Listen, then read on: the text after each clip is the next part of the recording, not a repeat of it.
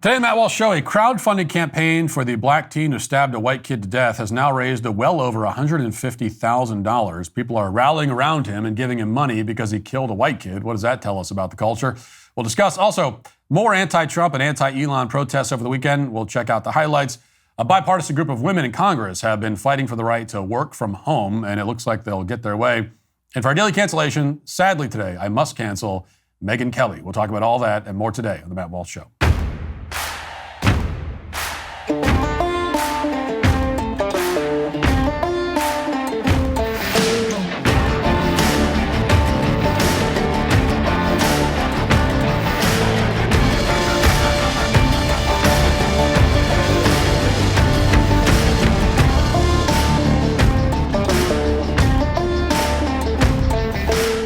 Let's be honest, I have a long list of things I'd rather do than maintain my gutters. Cleaning gutters ranks somewhere between sitting through a DMV line and filing taxes. But there's an easier way, leaf filter, so you never have to clean out your gutters again. Right now, get a free inspection, free estimate, and save up to 30% off your entire purchase at leaffilter.com/Walsh. You know those cheap plastic gutter guards that they sell at hardware stores? Spoiler alert, they're about as effective as using a paper towel as an umbrella. As with most things in life, you get what you pay for, and I'd rather pay once for something that actually works than repeatedly for something that doesn't. An investment in Leaf Filter is an investment engineered to protect your whole home because nothing says I've made poor life choices quite like watching water cascade down your interior walls from clogged gutters.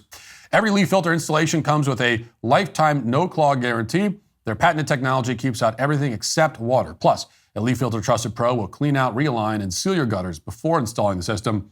Protect your home and never clean out gutters again with Leaf Filter, America's #1 gutter protection system. Schedule your free inspection and take advantage of the Spring Spectacular sale with up to 30% off your entire purchase at leaffilter.com/Walsh. That's a free estimate, free inspection, and 30% off at leaffilter.com/Walsh. See representative for warranty details. On Friday, we discussed the killing of a white high school junior in Texas named Austin Metcalf. Metcalf was stabbed through the heart by Carmelo Anthony, a black 17-year-old student who attended a different school. According to the arrest warrant, Anthony was in the wrong tent at a track meet for reasons that aren't entirely clear. Metcalf told him to leave. Anthony dared Metcalf to touch him. Metcalf apparently touched Anthony or his backpack, and then Anthony produced a knife from the backpack and killed Metcalf. Afterwards, police say Anthony threw the murder weapon away as he was fleeing, and when police asked Anthony what had happened, he admitted that he stabbed Metcalf and then asked them if his actions could be considered a form of self-defense.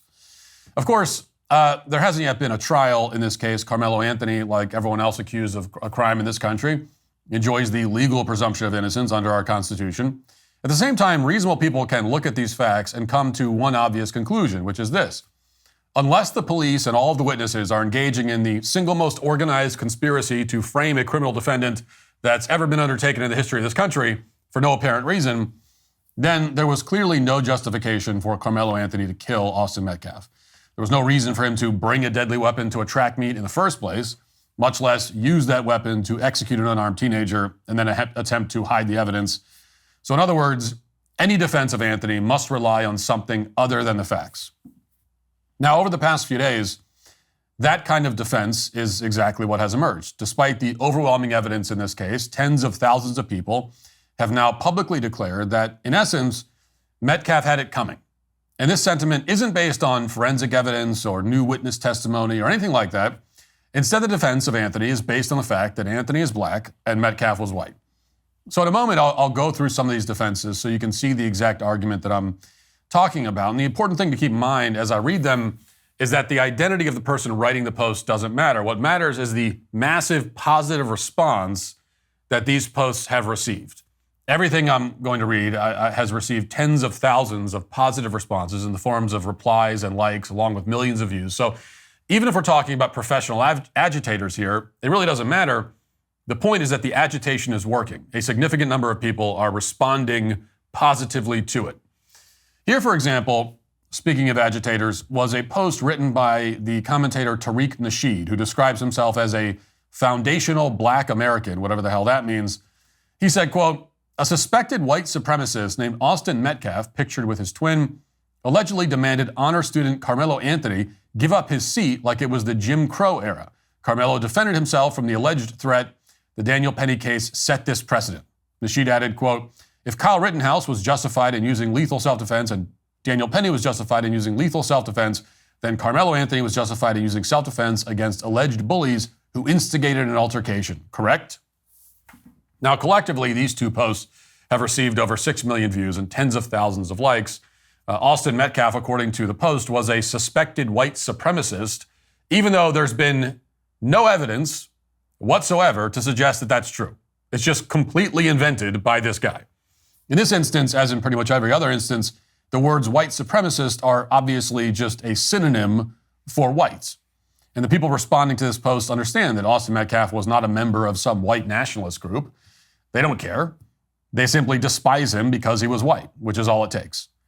Then Tariq compares the situation to the Jim Crow era, which is apparently meant to imply that it's impossible for black people to be in the wrong place at any time for any reason. If you're a white person, then evidently you are not allowed to tell a black person that he's not allowed in a particular area, even if he's not actually allowed in that area. That appears to be the logic here. I mean, if you wake up at 2 a.m. and a random black person is inside your home and you tell him to leave, then you're basically reinventing Jim Crow. The rest of Nasheed's defense makes a half-hearted comparison to the Kyle Rittenhouse and Daniel Penny cases. Never mind the fact that both Rittenhouse and Penny were repeatedly threatened with lethal force before they responded in kind, which is why juries acquitted both men. Also, never mind the fact that Tariq Nasheed thinks that both Penny and Rittenhouse should be in prison, which means by his own logic, Anthony should be too. But in reality, as those cases demonstrated, lethal force is the appropriate response to somebody pointing a loaded gun in your face or to a violent felon who's terrorizing a subway car as he yells, "I'm going to kill you and I'm prepared to go to jail for life." On the other hand, lethal force is not the appropriate response to a student touching your backpack during a track meet or telling you you're in the wrong tent. The only person who could possibly be confused about this, or pretend to be confused, is somebody who is seeking as desperately as he possibly can to justify the murder of a white minor at the hands of a black killer. That's the only explanation for this kind of reasoning, or lack thereof. We are witnessing the endorsement of racial violence on a very large scale. To give another example, somebody named Talbert Swan, who calls himself a bishop, posted a similar comparison on social media. Again, it received an overwhelmingly positive response. Quote, "Y'all said 17-year-old Kyle Rittenhouse was justified in killing 2 people with an AR-15 because he felt threatened. 17-year-old Carmelo Anthony was defending himself when he killed Austin Metcalf with a knife, and y'all think he deserves to go to prison. I wonder white." W-H-I-T-E, white. Okay, very clever. Now, so what's being conflated here again is that Kyle Rittenhouse did not merely feel threatened. Okay, actually, just saying that you feel threatened is not enough under the law as justification for killing someone or as self-defense. The jury determined correctly that Rittenhouse's fear was objectively reasonable. It wasn't just that he felt that way; it was that he had a very clear reason to feel that way, and the reason is that he was being chased by people with guns. Okay, so pretty clear, pretty obvious reason why you should feel threatened. It was not a pretext. Rittenhouse didn't invent his fear in order to kill anyone, nor did he kill anyone because he has very little impulse control or because he grew up in a culture that glorifies violence. He killed people because they attempted to kill him first, and any reasonable person can see that. It's on video. There's no denying it. They're on video trying to kill him. Now, the reason these people are making the Rittenhouse comparisons is that they're projecting. They want to glorify racial violence, but they don't want to make it explicit, at least not yet. So instead, they're pretending that white people are already glorifying racial violence, and then they're framing black on white violence as a proportionate response. Now, here's another post from somebody calling himself Mike Baggs.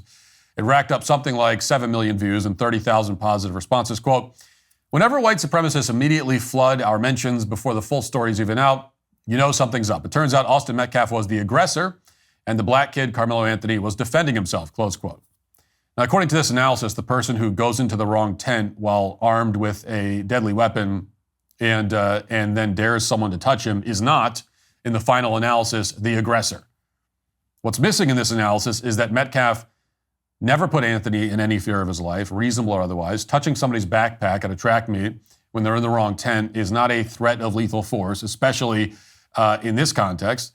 Therefore, Anthony was not justified in using lethal force as a response. And Anthony probably knew that, which is why he got rid of the murder weapon and why he asked the police officers if he could possibly have a viable self-defense claim, which is not something you do if you have a viable self-defense claim. But a lot of people seem intent on ignoring these facts. Here's another post with 10 million views and around 80,000 likes. Quote, "The twins didn't just ask him to leave. They tried to jump him before attacking him. They tried to take his belongings. They broke his phone and they stomped on it. Ask yourself, if two 200-plus pound attackers came at your child, what would you expect them to do?" Carmelo defended himself against violent aggressors. That is not a crime. Close quote. Now, none of that is true. It's just totally fabricated. Austin Metcalf did not jump anyone. He didn't attempt to steal any belongings, nor did he break anybody's phone. All that information was contained in a fake Facebook post from somebody pretending to be the local chief of police. Anybody with access to Google or who's equipped with basic common sense could have figured that out immediately. But millions of people wanted to believe that this post was true, even though it was obviously fake. And the reason these people wanted to believe this fake information is that when you get down to it, they would support a black person, any black person who kills a white person for any reason. This is the O.J. Simpson effect, except Carmelo Anthony isn't famous. He has no pre-existing fan base. This is the purest form of racial resentment, and now it's on full display. We're not dealing with an honest disagreement about the facts here. We're dealing with people who believe that violence against white people is justified solely on the basis of their skin color. And that is why, as of right now, a Give, Send, Go fundraiser for Carmelo Anthony, the man who just stabbed a teenager in the heart and killed him, has raised more than $135,000. Yes, the killer's family, with his official Give, Send, Go, has raised $135,000. Those are people, actual people, not bots or trolls, giving someone money as a reward for killing a white kid. The fundraising page complains that it's been a challenging and difficult time for Carmelo Anthony's family. It claims that, quote, "the narrative being spread is false, unjust, and harmful." And there was a similar fundraiser that was taken down by GoFundMe because raising money for murder suspects isn't acceptable under their terms of service. But it's apparently just fine for Give, Send, Go, the supposedly Christian alternative.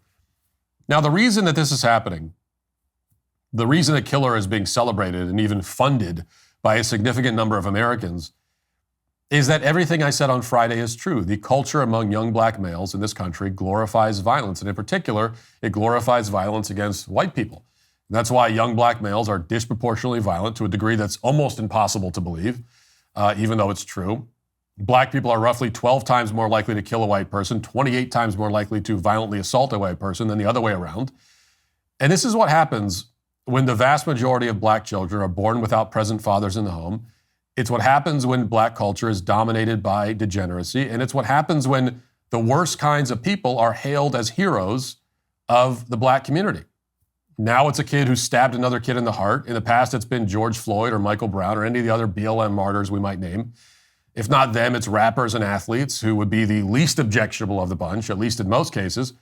But ask yourself, when was the last time that a great black man of high moral character, somebody who achieved something meaningful, was given the George Floyd or Carmelo Anthony hagiography treatment? You know, you become what you admire. This is true of people and cultures. When you elevate people like Carmelo Anthony and George Floyd, you become like them.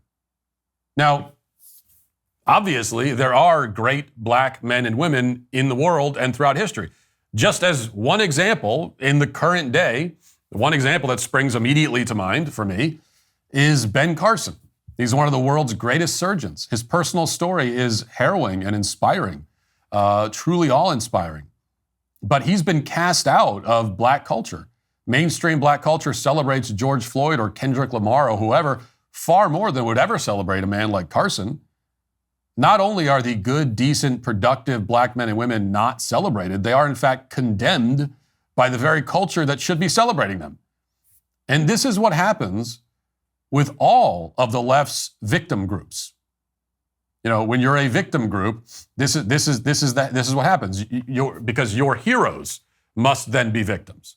The qualification to become a hero is not that you achieved something, but that something bad happened to you. Even if in reality, you did the bad thing to yourself, as was the case with George Floyd, Carmelo Anthony, Michael Brown, and so on. We see a version of this problem in American culture at large. We tore down the statues of our true historical heroes. Now they're being replaced by pop stars and celebrities and other assorted degenerates. The end result of this trend, which is continuing even though so many Americans reject it, will be that many more people will die. Any country that tolerates racial violence will inevitably descend further and further towards dysfunction and open race warfare.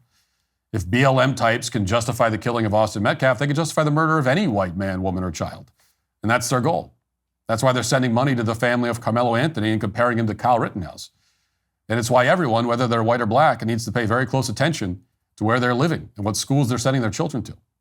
Until this culture changes, and right now there are no signs that it will, the consequences of ignorance are simply too great to ignore. Now let's get to our 5 headlines.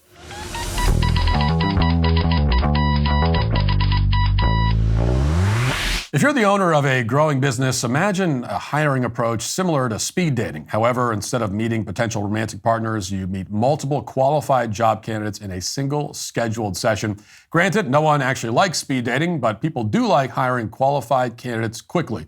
Wouldn't it be nice if there was an efficient format that allows you to connect with several pre-screened interested applicants all at once, streamlining your recruitment process? Well, good news, there is. It's Zip Intro from ZipRecruiter. You can post your job today and start talking to qualified candidates tomorrow. And right now, you can try Zip Intro for free at ziprecruiter.com/Walsh. Zip Intro transforms your hiring process with our streamlined approach to candidate assessment. Just select a convenient time slot and we handle everything else. Finding qualified candidates and managing all the scheduling logistics on your behalf. You maintain complete control over which applicants you like to meet. And best part, you could be connecting with promising talent as early as tomorrow through their efficient back-to-back video call format. It's hiring made remarkably simple. Enjoy the benefits of speed hiring with Zip Intro only from ZipRecruiter, rated #1 hiring site based on G2. Try Zip Intro for free at ziprecruiter.com/Walsh. Again, that's ziprecruiter.com/Walsh. Zip Intro. Post jobs today. Talk to qualified candidates tomorrow. NBC News reports coast-to-coast opposition to upheaval in President Donald Trump's second term took shape Saturday at more than 1,200 events organized by Democratic activists. Protesters across the United States took to the streets in a series of hands-off demonstrations decrying Trump's border enforcement and deportation policies, as well as mass firings on the Department of Government Efficiency. In a statement released before the event, organizers said Trump and his billionaire advisor at Doge, Elon Musk, have created an unnecessary crisis under the belief that this country belongs to them. Among those who gathered at the National Monument on Saturday was Trump voter Ramesh Boodram of New York, who is having some regrets as he contemplates possible disruptions to Social Security. Boodram said, "I'm a senior citizen. He wants to step into our Social Security checks. It's not nice." Boodram has been keeping score during Trump's first 75 days and suggested some promises haven't been kept. "I thought it'd be a little better," Boodram said.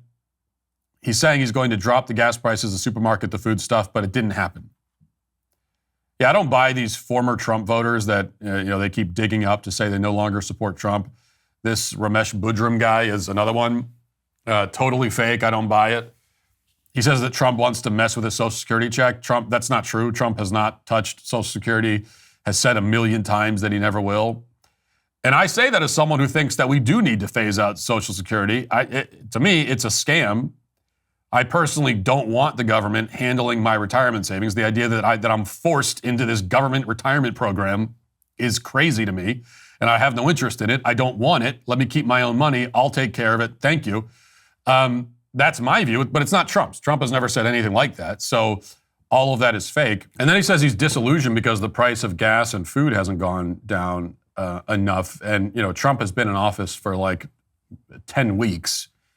How quickly did you think all that stuff was going to happen? Did you expect that he would take office and it'd be fixed the next day? I mean, it's nonsense, so I don't really buy it. But let's check in on these protests. Let's listen to some of the sounds and see some of the sights. The reporter Ted Goodman was on the scene in D.C. interviewing some of the protesters just to see what they think. And it turns out that they don't think very much. They don't have very many thoughts in their heads. Let's watch. So what makes Trump a fascist?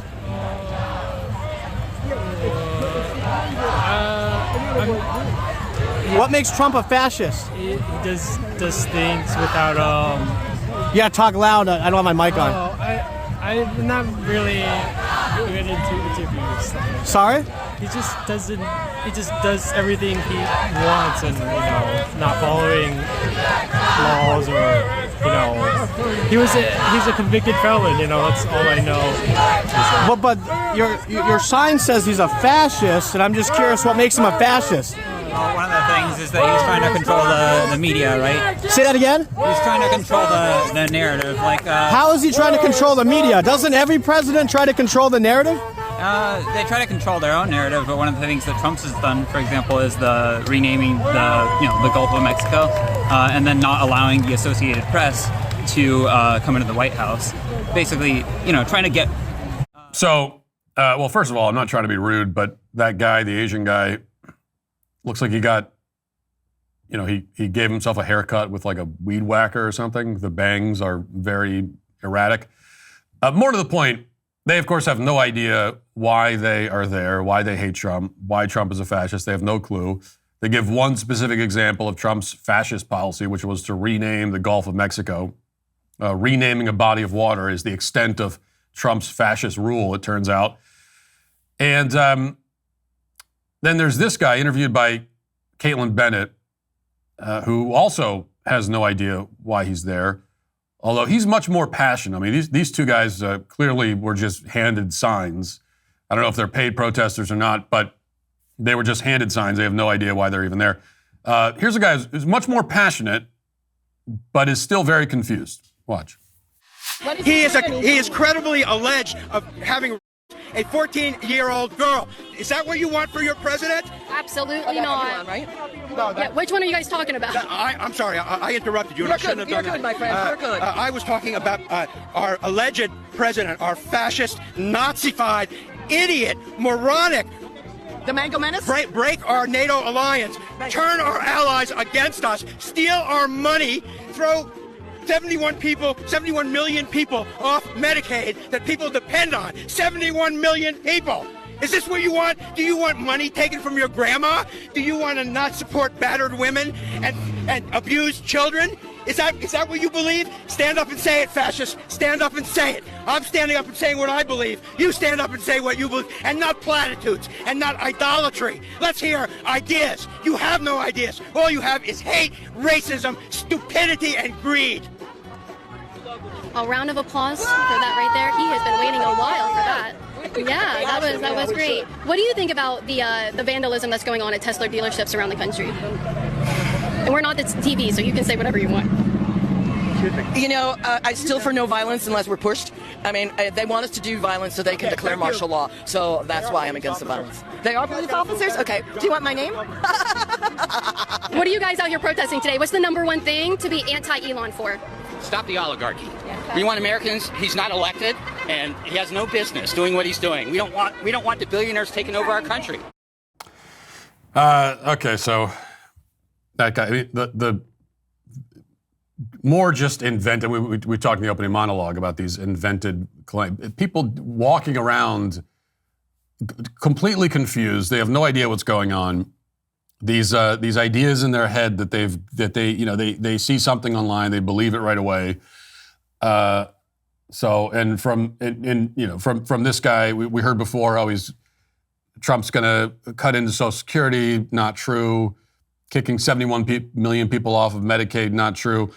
Trump was accused of, he claims, sexually abusing a 14-year-old, not true. And then we hear about oligarchy, and I like how these people have just basically, it seems, just learned the word oligarchy over the past few weeks. I've heard the word oligarchy more since this past January than I heard it over the past 20 years before that.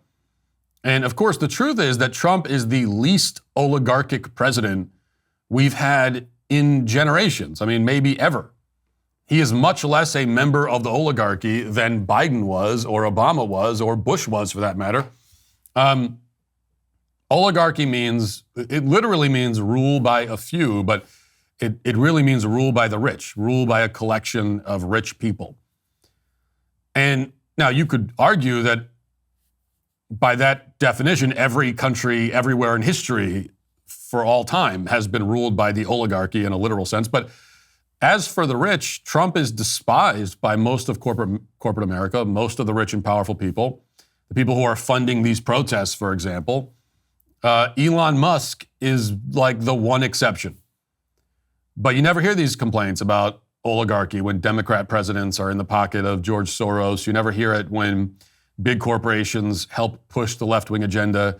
You never hear about the oligarchy in that case. And it's funny, too, because right now you've got people who supposedly hate the oligarchy and supposedly hate rich people and supposedly hate corporate America.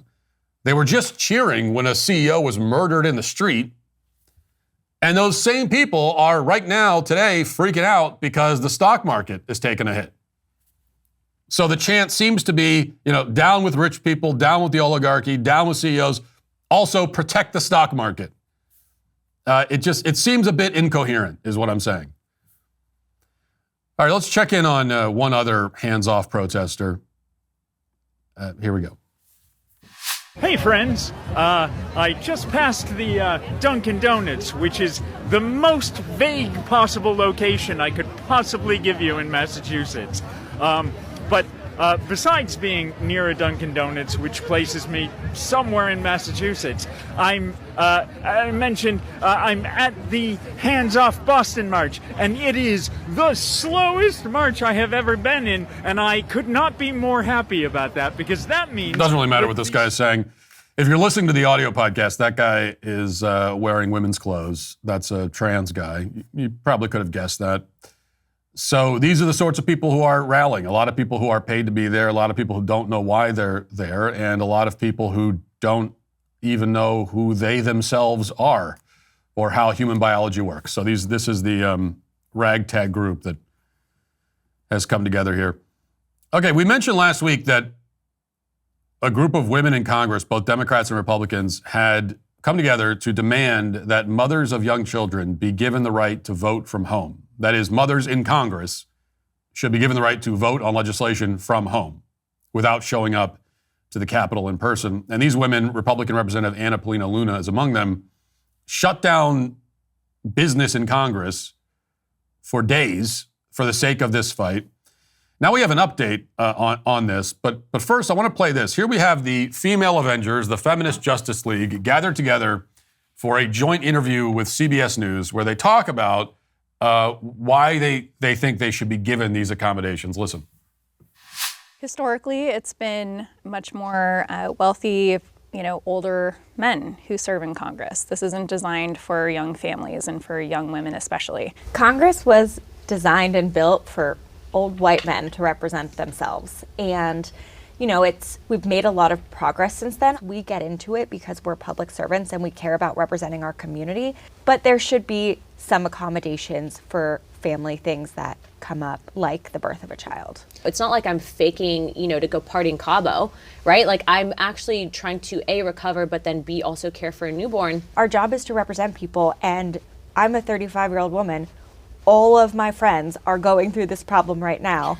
That is representing people. American people are not just single, older men with or without children. I want to be able to represent my community, and I want to be able to have a family, and it shouldn't be so hard to figure out how to do both.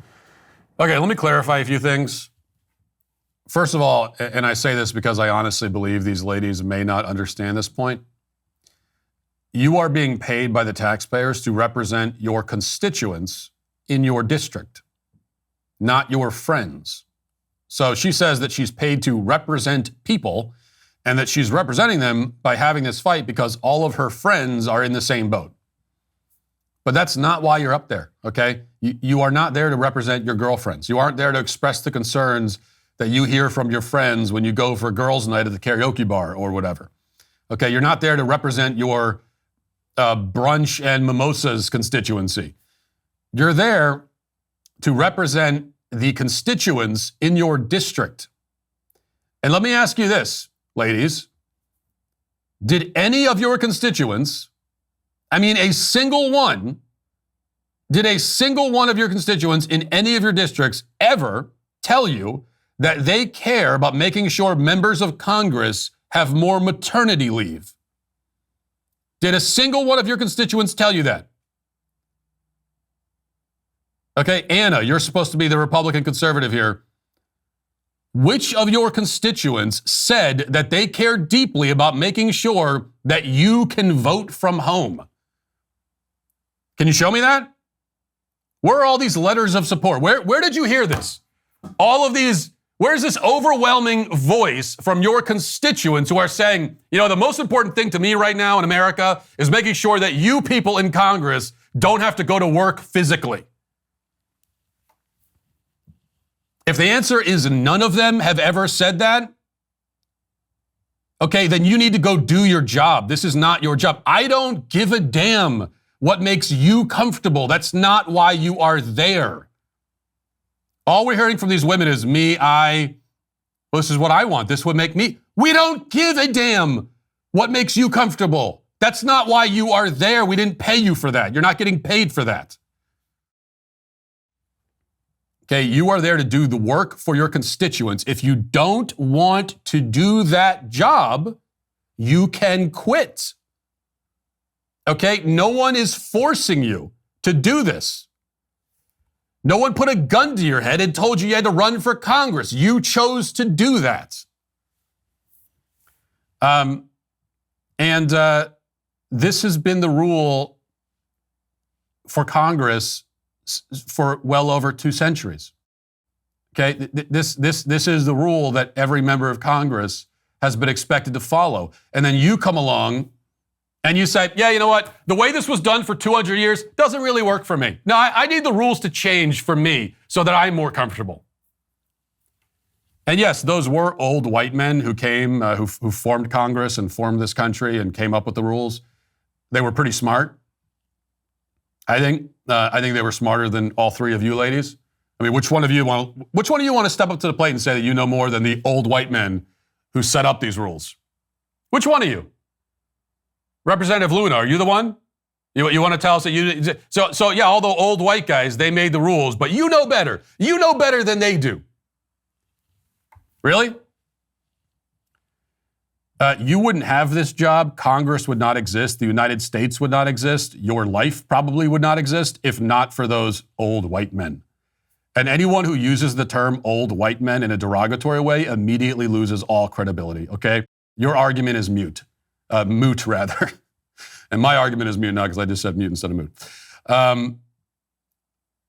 But it truly is. The moment that you pull out the old white men trope, especially in this context, it's like, I don't even care what you have to say anymore. So, you know,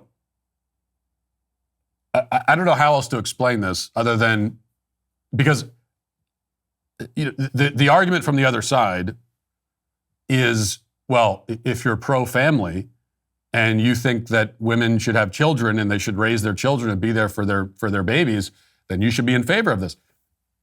I am pro-family. I'm very pro-family. And I think it's a wonderful thing if any of you ladies or any other woman in Congress wants to have a baby. I think that's fantastic. And I think your desire to be home with your children is great. I think it's very natural. I think it's right. Okay, but that means that if you want to prioritize that you can't be in Congress. Okay, Congress is not a job made for everybody and anybody. It's made for very particular sorts of people who are able to do certain things, such as show up in person to the Capitol to vote, basically a few days a month. So this whole thing is just to me outrageous and highly annoying. But of course, it looks like these women are going to get what they want. Here's ABC News with the update.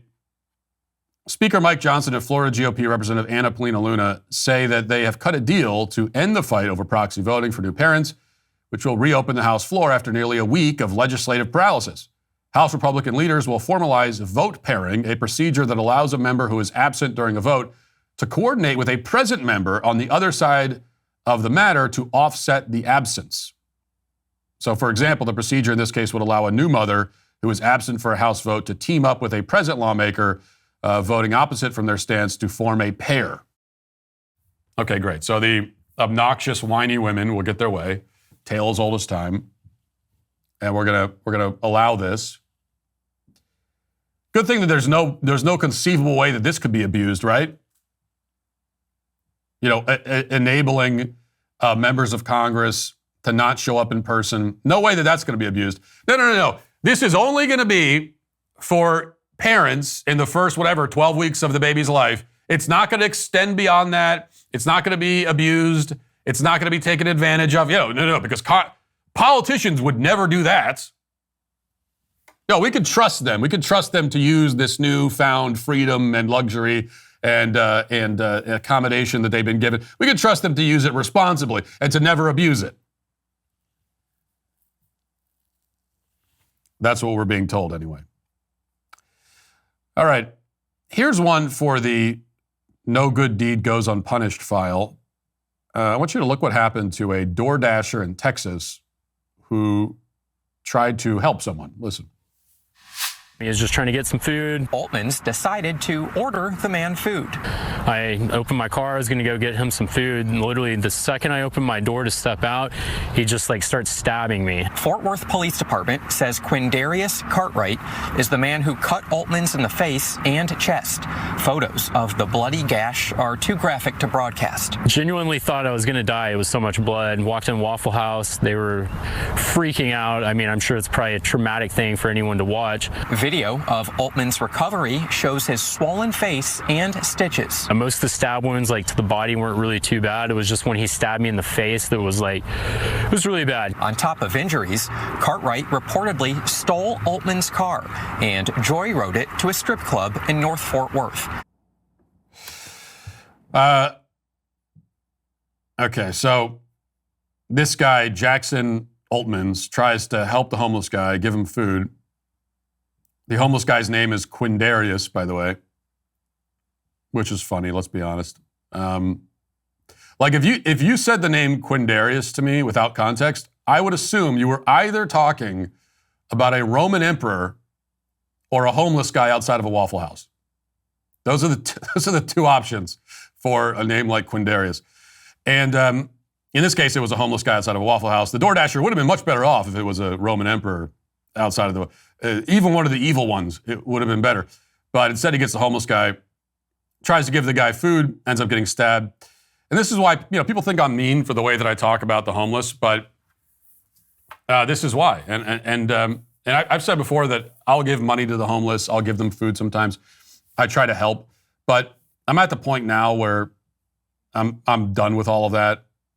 I don't give them money anymore. I don't give them food, because these are very often dangerous people, drug addicts, criminals, con artists, liars.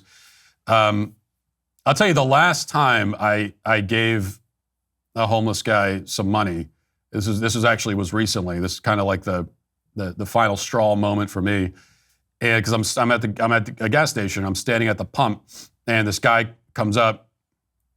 He's got this whole sob story about how he lost his job in his apartment, and he's on the street now, and he needs some money for food and to get a bus ticket to go down to his sister or whatever. I forget the whole story that he told me, but that was the story. Now, I'm not an idiot. I knew he was lying, okay?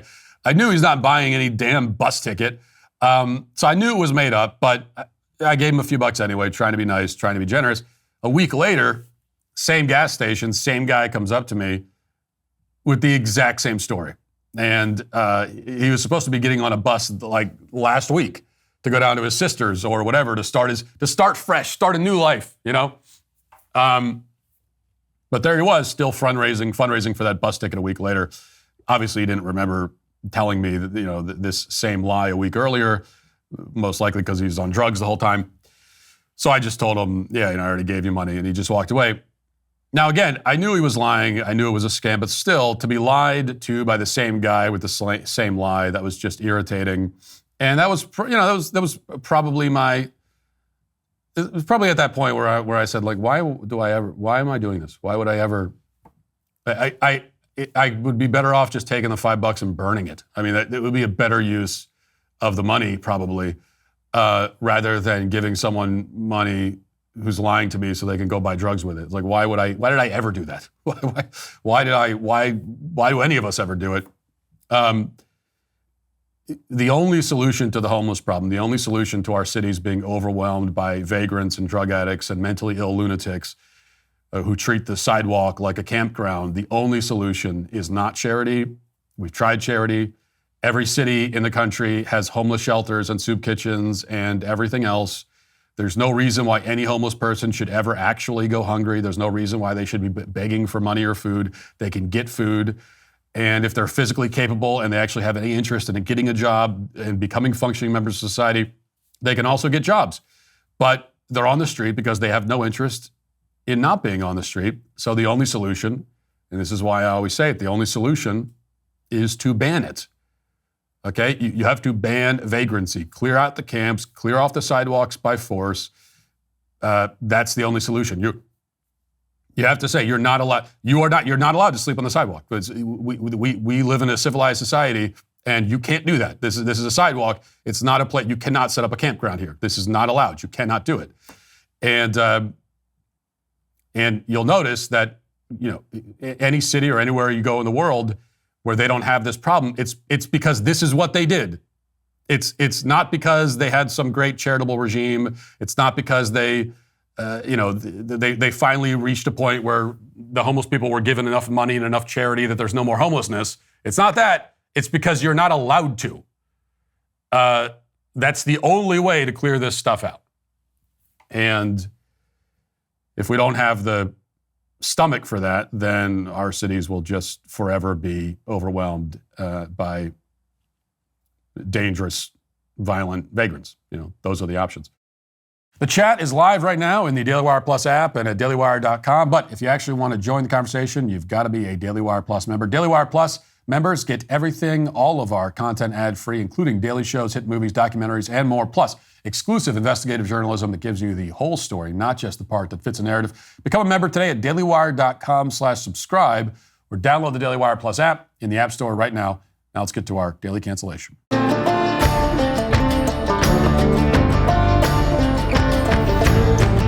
Over the past few weeks, we've spent a considerable amount of time talking about marriage from the perspective of a man. This is a perspective that isn't discussed often enough and is even less understood. A couple of weeks ago, we talked about the concept of emotional labor, which is a term used almost exclusively by women about themselves.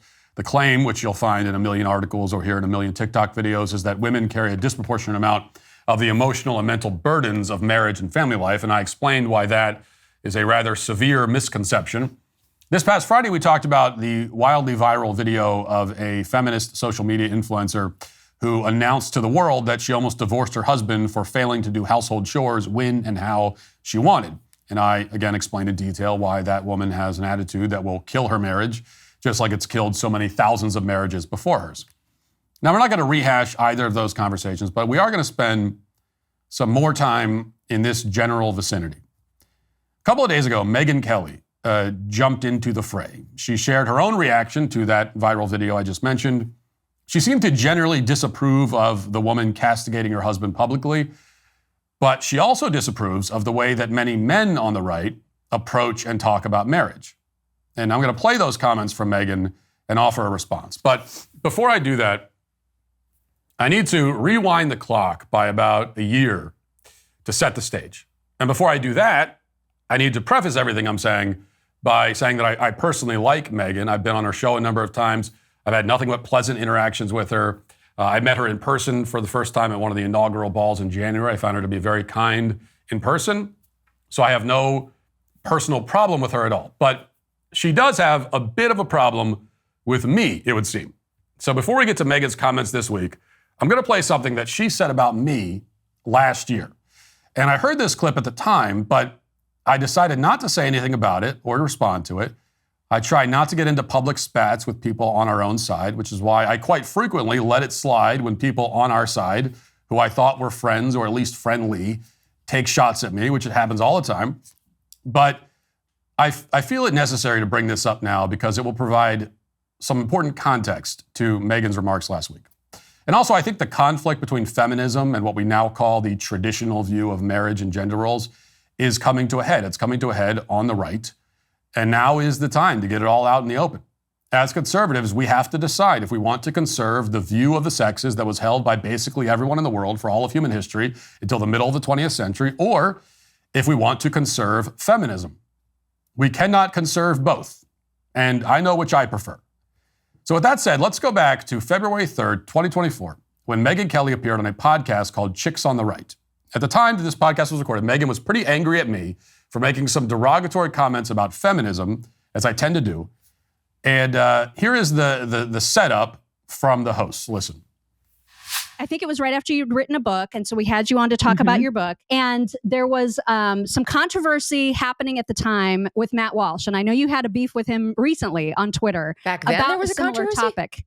Yes, oh my God. There was controversy because he's always been the same guy when it comes to women have their place and that needs to be at home and they shouldn't have careers and all that stuff. So, and it was about that. And we talked to you about that. And you said something that has never left my brain. And I loved how you said it. And I refer back to it all the time because I struggled with his arguments. He's very persuasive. He's an excellent writer, as I'm sure you know. And his criticisms were like getting to me. And I remember that I asked you about it in that show. And you said, I just know that having a career and family, having that career makes me the best version of myself for my family. And I was like, that is the perfect way to describe how we think, I think how we feel about our own careers. Absolutely. It just really resonated with me. And so when I saw you guys kind of beefing about a month ago or 3 weeks ago or whatever about the similar issue.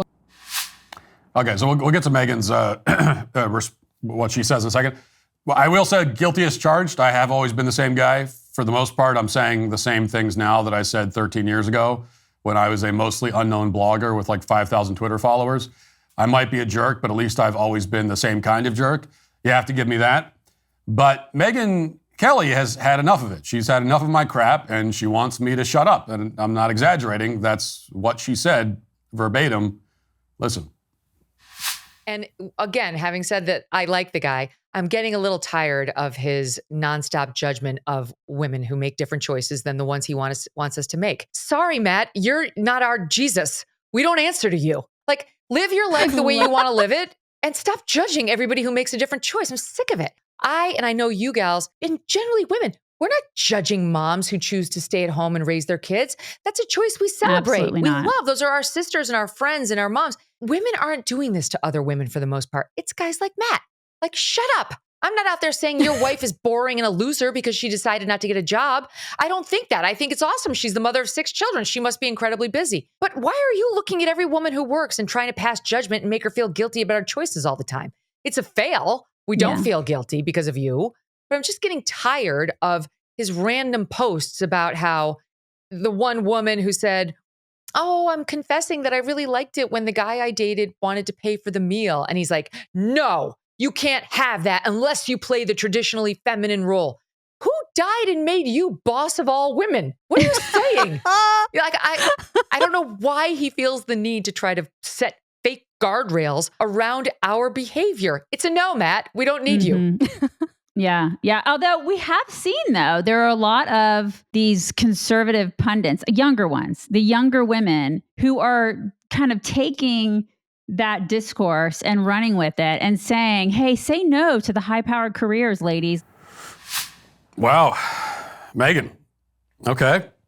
I confess that I don't take very kindly to being told to shut up, especially by someone who's supposed to be on the same side and who could reach out to me and voice her concerns privately if she wanted to. But it doesn't hurt my feelings. I could take the heat, which is why I let this go at the time. But this rant is now newly relevant given what she said last week. So keep in mind the language that Megyn just used. She said that I don't understand women. I'm trying to control women. I'm trying to tell women what to do. I'm trying to be, Jesus? I'm trying to be the Jesus of women or whatever. I'm judging women. I'm putting up guardrails. Now, I don't think that that's an accurate characterization at all, but I do think that these terms would pretty well describe Megyn's attitude towards young men. So here she is on her show last week. Listen. But here's what's happening on the right. Young women, I talk to young conservative women all the time about their lives and their goals and, the things that they want. And what's happening is they can't find men who are maybe more conservative. Usually they're looking for somebody who is religious. You know, like a lot of conservative women tend to be God-loving conservatives. And they can't find a lot of young men who want to marry a working woman now. And this is an actual problem that's coming up on the right. And to me, it's so sad because it's like, how did we get to the point where we're now telling young, conservative, amazing women that they're not attractive if they also work, if they choose to, let's say, do what I'm doing and what you're doing and like get their voice out there. But I'll stick with me just because I think conservatives listening to this will like the thought of another Megyn Kelly voice up and coming. Well, why wouldn't we want that? Why would we take somebody who's talented in this field and really wants to make a difference and have the messaging to her be, you're really not that valuable unless you give it up and go into the home and only have a family and only raise a family. And not only are we sending her that message, but young men are actually believing that. They're actually believing it, especially on the right, because like the trad mom has gotten so popular. And it's like, no, if we do that, we're not going to have any strong conservative or right-leaning women to provide a role model for younger conservative women who, and there's nothing to apologize for here, don't necessarily want to spend all their 20s and their 30s getting married and having kids. So Megyn says that young men these days don't want to marry a career woman. And she says this is a real problem. She says that these young men are not attracted to working women, but obviously she thinks they should be. That these men are believing the, anti-feminist propaganda. They've been duped, says Megyn Kelly. It's very sad. She says it's sad. In other words, it seems that the one putting up guardrails and judging other people for what they want in life is Megyn Kelly.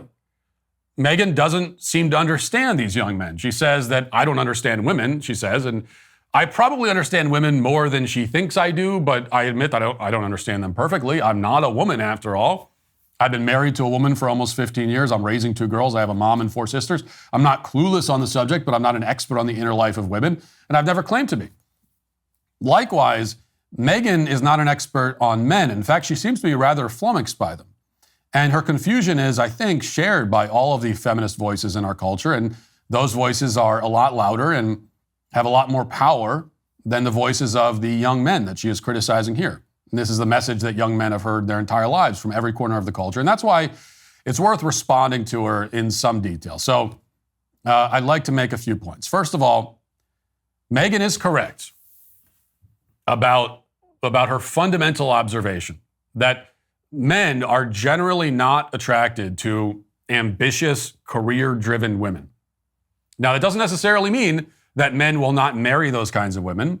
And I'm not saying that wives should never have jobs. In many households, both parents work out of financial necessity. I understand that. There are also many different kinds of jobs that a woman might take on, which don't always require going to an office full-time. My own wife is right now working on organizing a fundraising gala for a Catholic homeschool hybrid academy. She enjoys it. She's good at it. It's a service that she's able to provide to support quality Catholic education, and she can do it at home. And I am caricatured by people like Megyn as believing that women should only ever do the dishes and laundry and nothing else, but that's not actually my view. I think a woman's first priority should be the children and the home, but that doesn't mean she can't do other things and pursue other vocations alongside that. And as I said, in many cases, a family might feel that they need 2 full-time incomes in order to survive. I understand all of that, but this conversation is about ideals and about attraction. What is the ideal that men strive for? What qualities do they find attractive in a woman?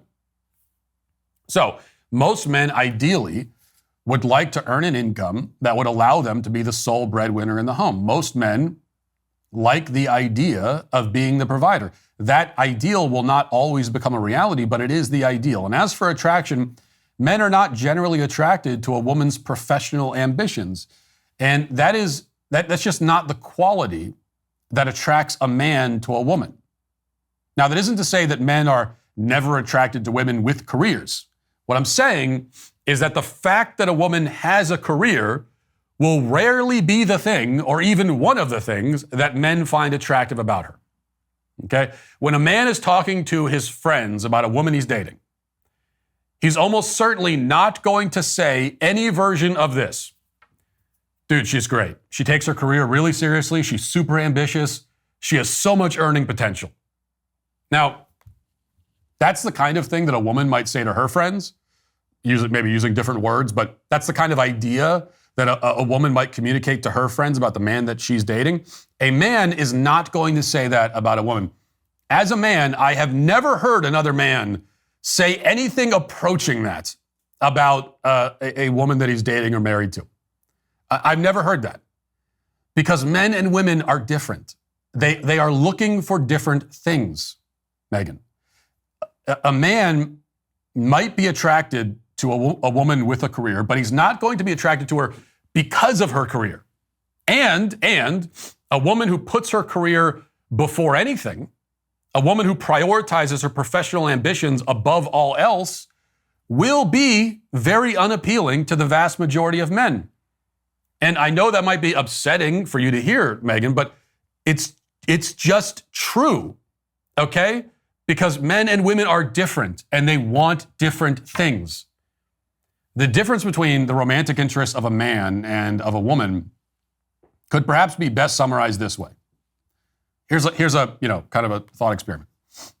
If you give a man a choice between an attractive, sweet, kind, feminine grocery store cashier who makes $13 an hour and wants nothing more than to become a mother one day, or a high-powered, ambitious, loud, rich corporate girl boss whose greatest dream is to be a CEO one day, most men, I'm telling you, will choose the former without hesitation.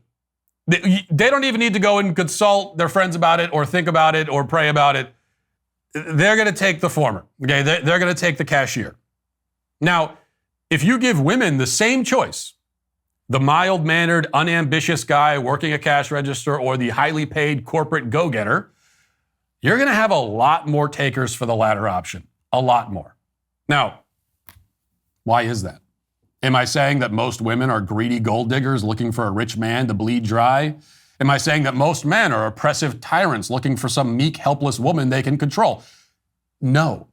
No on both counts. I'm saying that men and women are different and they want different things. Okay? A man is not looking for a business partner. He's not looking for someone to provide for him.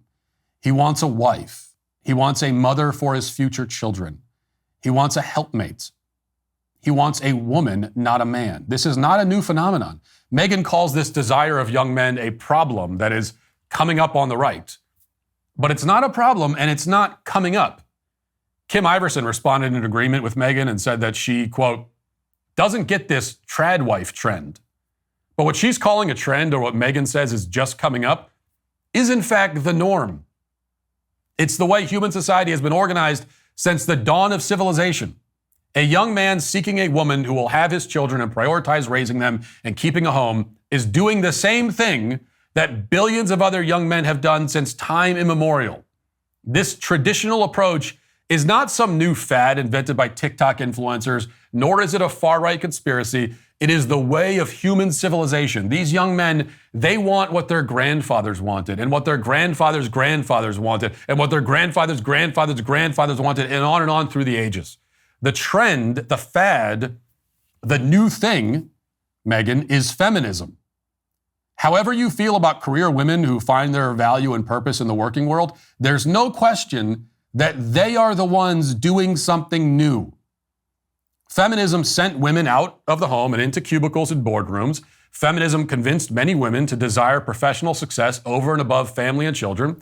And now feminists are angry that men were not reprogrammed along with them. Okay? Men don't want what feminism is selling. You may think they should want it. You may want them to want it, but they don't. They look out and they see that ever since the rise of feminism, divorce rates have skyrocketed, birth rates have plummeted, 60 million babies are dead, and most people are, by every metric, much more miserable. And they don't want that. You cannot make them want it. And getting angry at them for not wanting it is, first of all, fruitless, second, arrogant, third, unfair, and fourth, foolish. Because these young men that Megyn is referring to, have an innate desire to be providers. Okay? That's why they are not especially interested in women who put their careers first. They want to provide. The desire to provide is a noble desire. Even if many of these men will end up splitting the financial load with their wives in some way, still the desire to provide is noble, and it should be encouraged, not shamed. It's not sad. There's nothing sad here, Megyn. These young men are experiencing a deep, ancient yearning, a yearning to leave home and find a wife and become one flesh, as the scripture says, and then to have children and carry on their bloodline, and then to go back out into the world on a mission to provide for their family, thereby fulfilling their destiny as men. This desire is primal and timeless. It is not a primal, timeless desire for a colleague or a business partner. It is a desire for a wife, a woman he can provide for and fight for and conquer the world for. And in return, he wants a woman who will have his children and raise and love them and prioritize them above anything and show him appreciation and respect and affection. That's what young men want. That's what any man wants. And they should be allowed to say that out loud. Okay, men are allowed to talk about what they want and what they need in relationships. But the problem is that every time a man talks about that, you've got women like Megyn Kelly who get upset about it. They get angry. They get like, how dare men have any needs, have anything that they want in any of this? Almost every young man wants this until our feminist matriarchal society beats it out of him or convinces him that he can never have it. He can never have the thing that his grandfather had, and that his grandfather's grandfathers had, and his grandfather's grandfathers had, and on and on and on. So if you want to know why so many young men are demoralized and depressed and broken, it's because for their whole lives, they've been told that what they want down at the deepest level of their soul, they should not want and they cannot have. Every man before them in history could have it, but not them. We're too enlightened for that now. The feminists took over, and they know better. They know better than our ancestors knew. They know better than the combined wisdom of all human history. That's the message that these young men hear. You want to talk about sad, Megyn? That's sad. That is a tragedy of catastrophic proportions. There's nothing wrong with what these young men want. There is something very wrong with the culture that tells them they shouldn't want it. And that is why Megyn Kelly is today, sadly, canceled. That'll do it for the show today. Thanks for watching. Thanks for listening. Talk to you tomorrow. Have a great day. Godspeed.